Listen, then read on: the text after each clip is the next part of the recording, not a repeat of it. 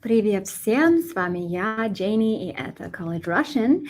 Today is Word Root Wednesday, which means we take the root of a word. Lately, I've been using very common words that you've probably already been saying if you're learning Russian, and then using those as the inspiration to then create a giant vocabulary list.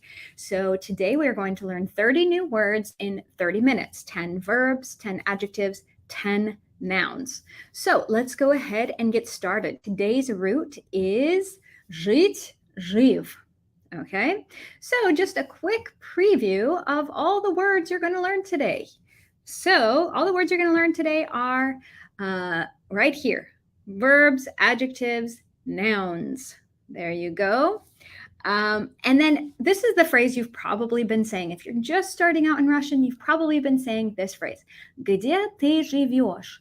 Я живу в. Я живу в. Например, я живу в штате Мэриленде. Так, очень хорошо. So you've been saying that all along. Today you're going to learn some really interesting facts about this verb and a whole bunch of other words that are related to it. So let's get started. Did you know, super interesting fact, that the word живот means stomach? It means stomach. And why is this related to this word root? So interesting, right? So this comes from the same word root, and that is because in Old Russian, they believed that the stomach was the source of life. So here in this line here, you can see a word from Old Church Slavonic that says Господи, владыко живота моего. I don't know how to pronounce Old Church Slavonic, but you would be saying Lord, Prince of my life. And then just a fun, interesting fact, to this day in modern Bulgarian, живот means life. So this is the logo for Nestle, which is good food, good life. And you can see what that is in Bulgarian. Добра храна, добр живот. So good food, good life in Russian. Not good food, good stomach. That's one of those interesting things that if you're learning Bulgarian, you'd be very confused about the живот. So that's how you say stomach. In Russian, живот means stomach. And that's because in Old Russian, the stomach was viewed as the source of life in the human body. Okay, so connected to that word is an old word that we say in modern Russian, животные. Я люблю животных. I love animals. So that came from that old version of живот, living creature, right? And again, that because they thought that the stomach was the source of life. So now in modern Russian, it means an animal, or it can also be an adjective of like животный мир, for example, the animal world, for example. Has nothing to do with stomach in modern Russian. Okay, so the verb you have all learned many times is жить. It conjugates a little bit weird. It gets a v in there. Я живу, ты живешь, он живет, и так далее. So let's see some of the prefixed verbs with this word root. Вы, выжить, выживать. Okay, let's try and remember, what does the prefix вы mean? It means out, like exit, out, etc., to live out. So let's look at the name of these books. This is a series of books that my kids love. Я выжил, например. And the thing that they survived here is the sinking of the Titanic. And then there's a famous book, Выживают только параноики. Only the paranoid survive. You live it out. You come out the other end of it still living. You come out of it still living. So that's the word выжить. Okay, хорошо. See if you can look at this chart and this example sentence and think of how you would translate this word. Выживаемость. Интересно. Например, при начальной меланоме процент выживаемости составляет 95%. So at the beginning stages of melanoma, the percentage of, see if you can go ahead and write in the comments if you think you know how to translate this word. In English, we would use two words to translate this. Let me know in the comments if you think you know how to translate the word выживаемость. Yeah. Okay, so if I see any comments, I'll just wait to see if anybody wants to contribute how they think they would translate you're talking about cancer, you just got a cancer diagnosis, you're going to really want to know выживаемость of this particular kind of cancer. So выживаемость means survival rate. What are your chances of surviving? Your survival rate. Okay. Another one, пережить. This is one of the most common words you'll hear in Russian. Пережить, переживать. And пере means, it can mean two things. It can mean through, to live through something, or it can mean to do something too much, right? Don't overlive. And in this case, let me know how you would translate this. Look at this cute little thing you could send your friend who's really worried about something. Не переживай, все будет хорошо. Не переживай, все будет хорошо. Let's look at this other sentence. Моя бабушка пережила и Вторую мировую войну, и Чернобыль. Interesting. So this one, in this context, it would mean she lived through World War II and Chernobyl. But in this context, не переживай means don't worry. Don't live too much, right? You're overliving all of this. Don't live too much. So it translates into English as don't worry. Don't worry. Не переживай, все будет хорошо. Так, окей, следующий. Прожить. Проживать. So, pro, the prefix pro also means through, but it's more for like particular times. And this word is tricky because it translates in lots of different ways. Go ahead and put in the comments if you think you know some of the different ways you could translate this. So let's look at some context. For example, иммигрантка из России 3 года прожила в церкви в Массачусетсе. Another one, this is a hotel, and part of their advertising is дети проживают бесплатно. Another one, а ведь мы особенные, мы прожили все эти даты. И подобного не будет еще 1000 лет. Okay, so how would you translate some of these words? We're gonna go case by case because I think we're gonna get about 3 different translations here. So, иммигрантка из России 3 года прожила. So I would say in this context, we have to spend time living, like to spend time living, like time passed while you were living there, kind of thing, right? So she spent 3 years living in a church in Massachusetts. Next one, дети проживают бесплатно. Think about context. A hotel is wanting to attract people to come there, and they say дети проживают здесь бесплатно. So how would you translate that one? That one would be they stay here, they can live here, they stay for free. And then this last one would be мы прожили все эти даты. In this case, it would be, yeah, we lived through, but not in the sense of like living through a war, but like we lived this period of time and we experienced these interesting dates. Okay. Let's see. Next one is, so now we're going to take that concept and turn it into an adjective. Прожиточный, например. So look at this chart and see if you can figure out how we would translate прожиточный минимум, например. Прожиточный минимум. Okay, so this is going to translate in a couple of different ways. Let's see. Oh, sorry. So another translation of прожить is to subsist. So прожиточный minimum is like the number you need, a living wage, the amount of money you would need to subsist, to live somewhere. So you can see on this chart, сравнение прожиточных минимумов в некоторых странах постсоветского пространства. So obviously the living wage in Russia is much higher. Not the living wage, but like a living wage, what you need to survive in all of these countries. So that is how you would translate прожиточный, what you need to subsist, to survive. Okay, next one, дожить, доживать. I love the prefix до because it's very straightforward. It means up until a certain point. So let's let's read this sentence and start thinking how you would translate this in this particular context. Again, isn't it interesting? Russian has lots of different versions, and in English, we just keep using the same word to translate this. We keep saying live, live, live.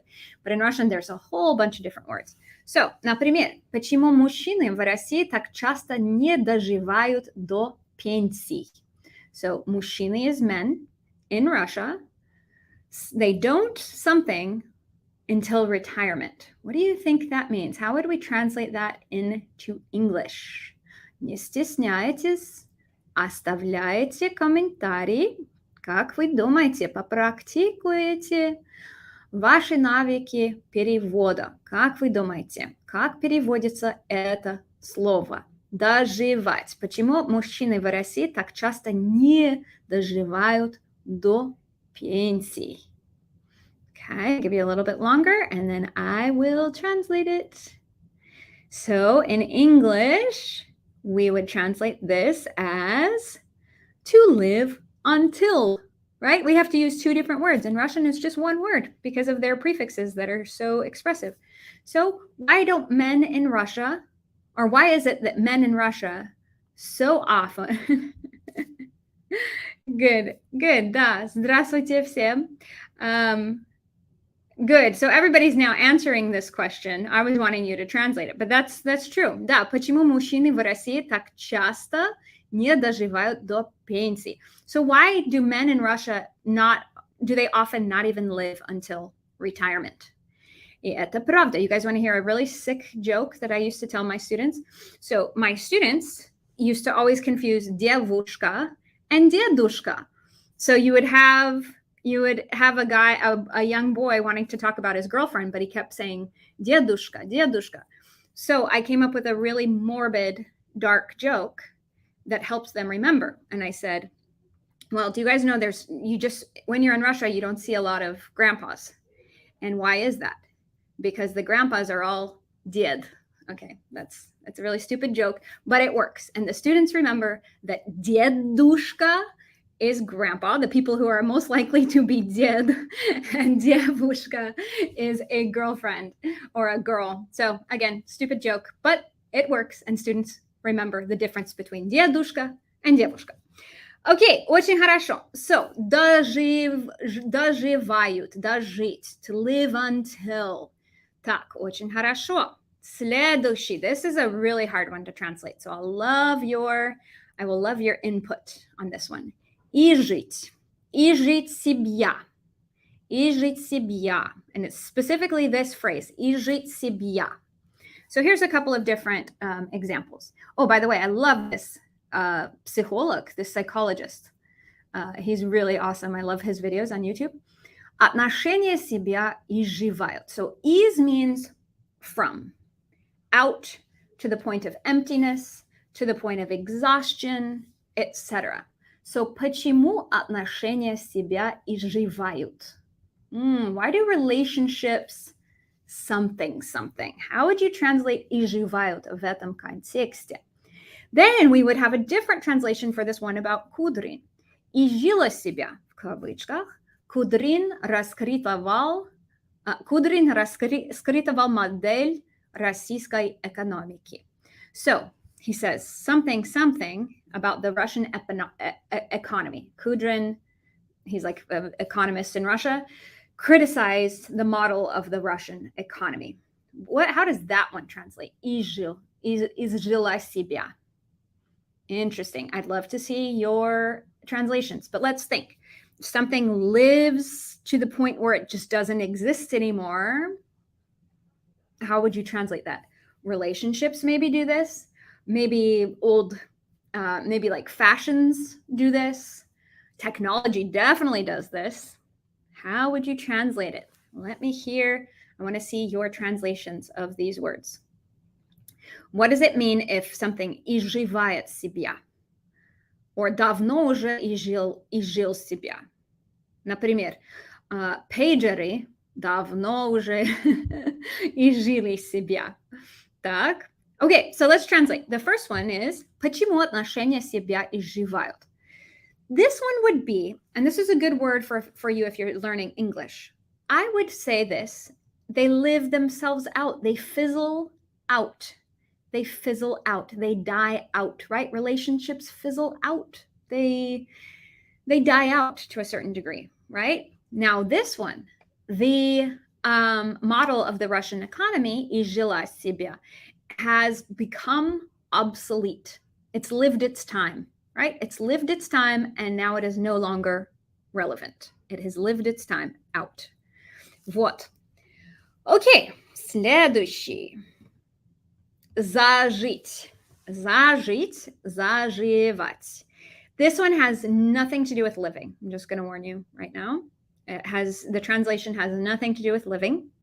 And in fact, the first time I heard this word was this phrase. It's kind of like just a little expression that people will say if you get like an ouchie or you have a bruise on your face or something, then they'll say, "Oh, до свадьбы заживет." Don't worry, не переживай, до свадьбы заживет. So that means it will, in time for the wedding, it will heal, right? So зажить, заживать means to heal.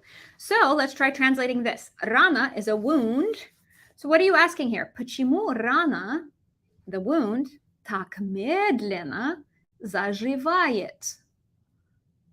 So you're asking here, why is the wound taking so long to heal? Yeah?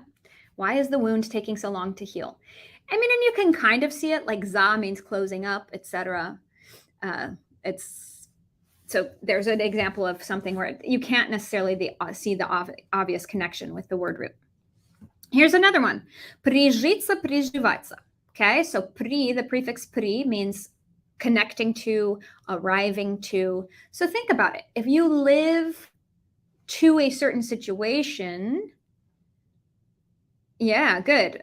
So if you're living to a certain situation, how would you translate that into English? Например, сегодня можно приобрести животное из любой части света. Правда, не все приживаются в новом климате и новых условиях. Okay, so what it's saying here is nowadays you can get an animal from any part of the world. However, not all of them something in their new climate and their new conditions. How would you translate that? What makes sense? Live in connection with, arriving to. Is anybody thinking they know how to translate this? Приживаются. Например, умный, сильный человек может прижиться в любой ситуации. Вы согласны с этим, что сильный человек может прижиться в любой ситуации? Okay, so the way this word translates is to adapt. To adapt. They can adapt.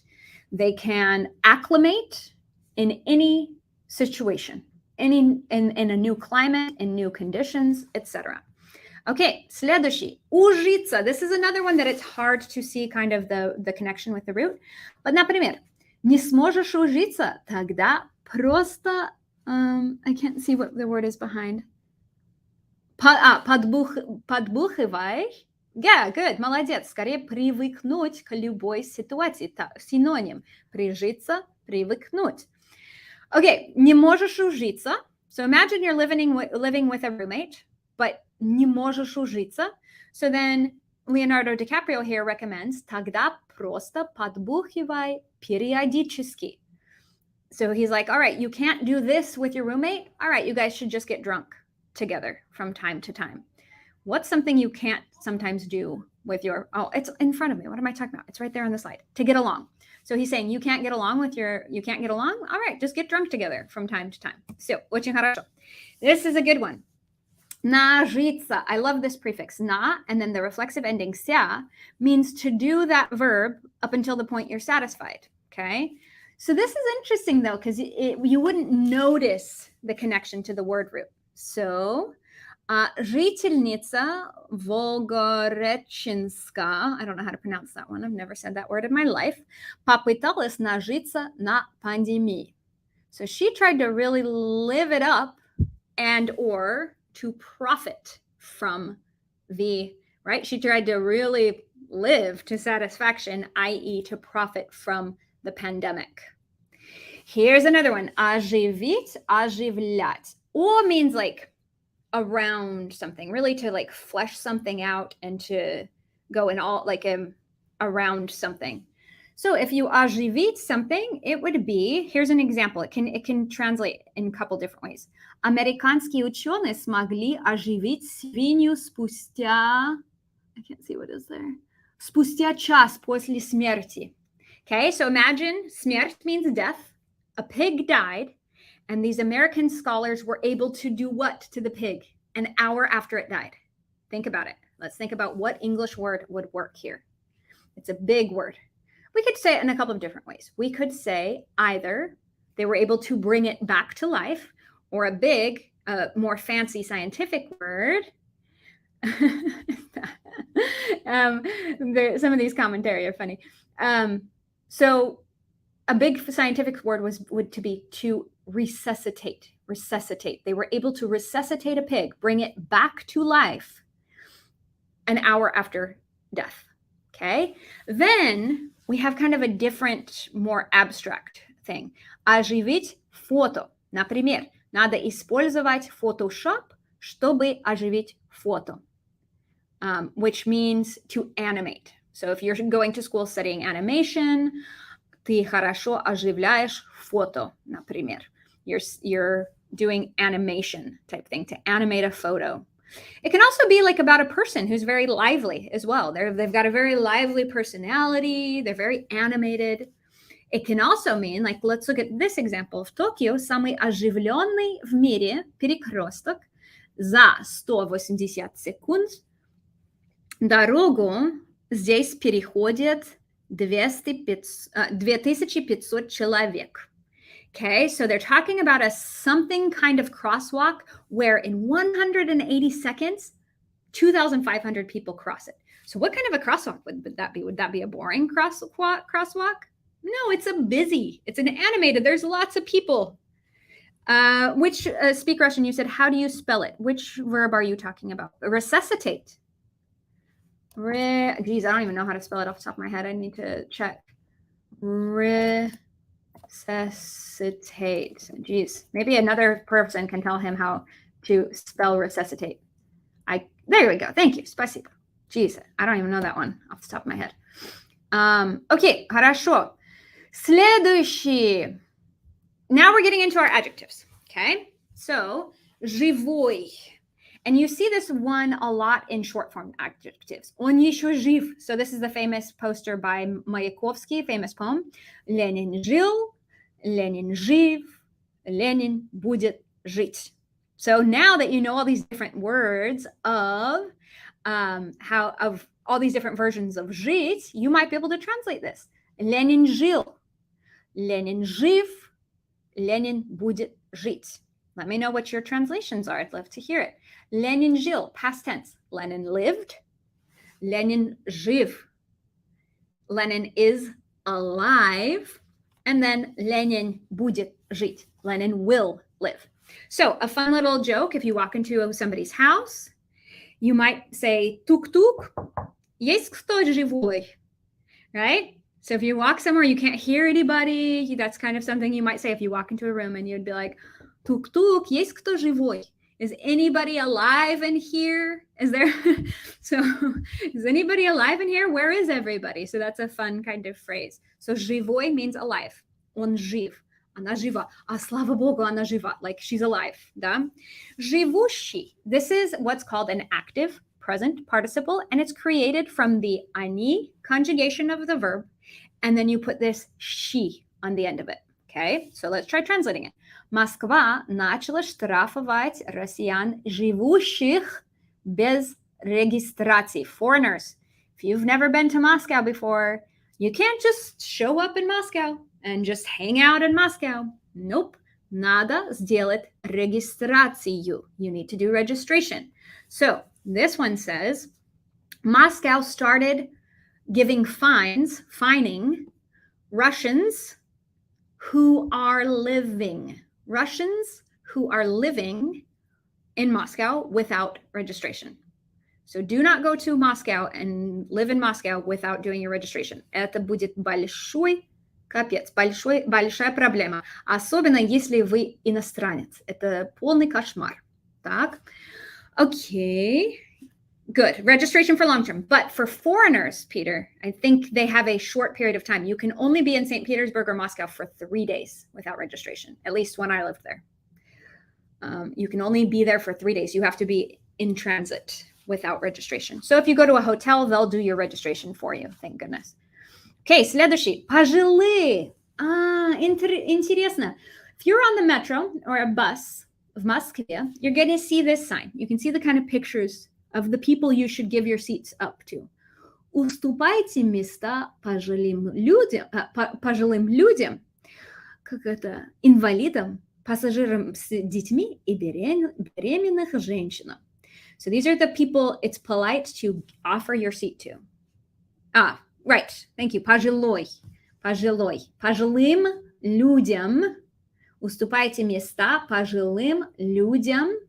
То есть, если человек пожилой, what do you think that means? He's really lived. So a more polite way to say пожилой in English is elderly. It's not very nice to say old, right? It's not very nice to say он, как старые люди. It's better to say пожилые люди, right? They're elderly. Respect your elderly. Так, okay. Пожизненный. This is an interesting one. I think you'll be able to figure it out. Обвиняемый в убийстве двух школьниц в Кубасе получил жизненный срок. So I'm going to explain the rest of this to you, and I want you to figure out how to translate жизненный срок. If you know, go ahead and tell me in the comments.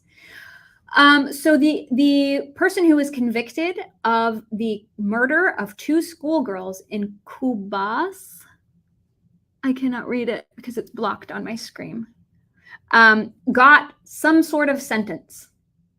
Interesting. What do you think it is? What kind of sentence did he get? So a person who was accused of the murder of 2 girls in, I really cannot see what, Kuzbas, got some sort of sentence. I'm about to tell you, drum roll, life sentence. He got a life sentence for killing 2 girls in school, or 2 schoolgirls. In the United States, he might even get the death penalty, depending on the state. Okay, хорошо. Next word. I'll tell you a funny story about how I first heard this word. Жизнерадостный. This has 2 roots. This word has 2 roots. We have жизнь, life, and then we have рад, happy. So my teacher in Russia used to always say, you can always легко узнать американца по его жизнерадостной интонации. Скажите, согласны ли вы с этим учителем русского языка, который сказал, что всегда легко узнать американца по его жизнерадостной интонации? So I guess when that's sick and twisted. So in English, when Americans speak Russian, we have very really happy intonation, which is not natural sounding in Russian. So they always said that Americans have very жизнерадостная интонация, very wow, right? It sounds very happy to be alive. We sound very happy to be alive. Okay, now the opposite of that would be безжизненный. Без meaning without, and жизнь, life. So if you see this kind of corpse on the street, безжизненный труп. I don't know how you could possibly be a жизненный, like a живой труп. I don't know, maybe if it's Halloween or something. Так. Guys, the commentary is very funny. You should read it. So you don't want to have безжизненная интонация either. That doesn't sound very interesting. All right, now let's start into our nouns. Жизнь, feminine. It's a feminine. You can see it right here. Жизнь хорошо и жить хорошо. So life is good. We're getting a feminine. And жить хорошо. And it's good to live. Так. Жизнелюбие. 2 roots happening here. Life and love.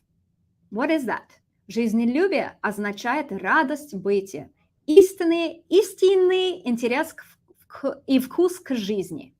So the love of life. We don't have a single word for it in English, like, but the love of life is means happiness to exist, being happy to exist, and the genuine interest and taste for life. Так? Следующий. Жилье and жилище. For example, где можешь найти бесплатное жилье? Я нашла бесплатное жилье. For example, so жилье would mean accommodations, housing, and then жилище also.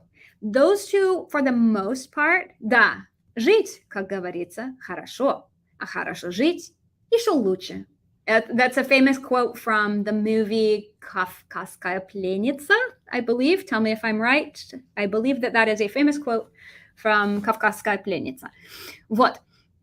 So we have бесплатное жилье, free housing. Получите помощь от государства при покупке жилья и улучшении жилищных условий.